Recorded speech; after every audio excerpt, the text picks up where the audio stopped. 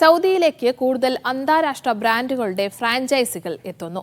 56 കമ്പനികളുടെ ഫ്രാഞ്ചൈസികൾക്ക് പുതിയതായി അനുമതി നൽകിയതായി ചെറുകിട ഇടത്തരം ബിസിനസ് അതോറിറ്റി വ്യക്തമാക്കി.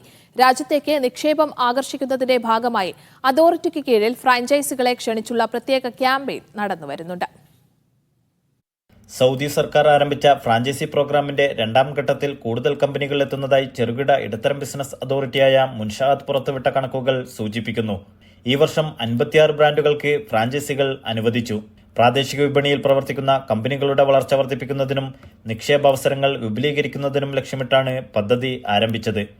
രാജ്യത്ത് ഇതുവരെയായി 1143 ഫ്രാഞ്ചൈസിംഗ് ബ്രാൻഡുകളാണ് പ്രവർത്തിച്ചു വരുന്നത്.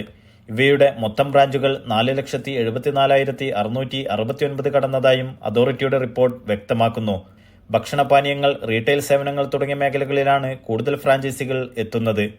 ഫ്രാഞ്ചൈസിംഗിലൂടെ അന്താരാഷ്ട്ര കുത്തകകളെയും കമ്പനികളെയും രാജ്യത്തേക്ക് എത്തിക്കുന്നതിനും വിപണി സജീവമാക്കുന്നതിനും ലക്ഷ്യമിടുന്നു.